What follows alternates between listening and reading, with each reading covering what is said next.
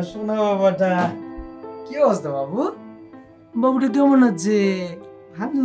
আজ কয়েকদিন ধরে বাবুর কি জানি হয়েছে, কিছু মুখে তুলবার চায় না। আচ্ছা, এক কাজ করি, কাল সকালে নগর স্বাস্থ্য কেন্দ্রে গিয়া ডাক্তার আপনার কাছ থেকে দেখাই নিয়ে আসি বাবুরে। হ্যাঁ ভাই কোন? হ্যালো মশিউর, কালকে আমার আইতে একটু দেরি হইব, বাবুর শরীরটা ভালো না, ওরে নিয়া নগর স্বাস্থ্য কেন্দ্রে যাওয়া লাগবে। তুমি একটু ওদিকটা সামলায় নিও। আর কিছু লাগলে কোয়েন। আচ্ছা ঠিক আছে, আমি জানা মনে। আচ্ছা ভাই।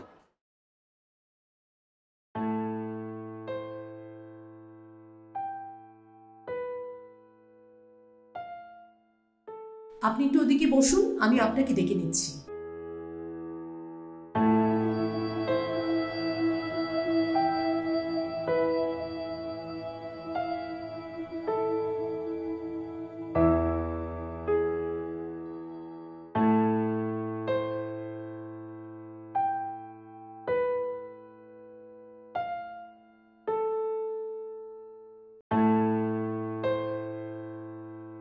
ওর বয়স কত হলো?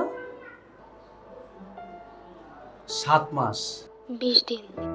বুকের দুধ ছাড়া আর অন্য কিছু খায় না।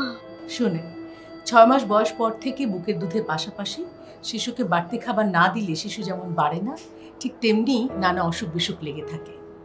আর তাছাড়া শিশু জন্মের 180 দিনের মধ্যে শুধুমাত্র মায়ের বুকের দুধে সবকিছু পেয়ে যায় শিশু। তার কিছুদিন পর বাড়তি খাবার প্রয়োজন পড়ে। বাড়তি পারিবারিক পুষ্টিকর খাবার দিলে শিশু বেড়ে উঠতে সাহায্য হয়। তার মানে বাবুরে এখন থেকে মায়ের দুধের পাশাপাশি আমরা বাসায় যে পুষ্টিকর খাবার খাই তাই খাওয়াতে হবে। 7 মাসের শুরু থেকে 23 মাস পূর্ণ হওয়া পর্যন্ত শিশুকে মায়ের দুধের পাশাপাশি প্রতিদিন তালিকা থেকে সামর্থ্যমতো কমপক্ষে একটি খাবার খাওয়াতে হবে।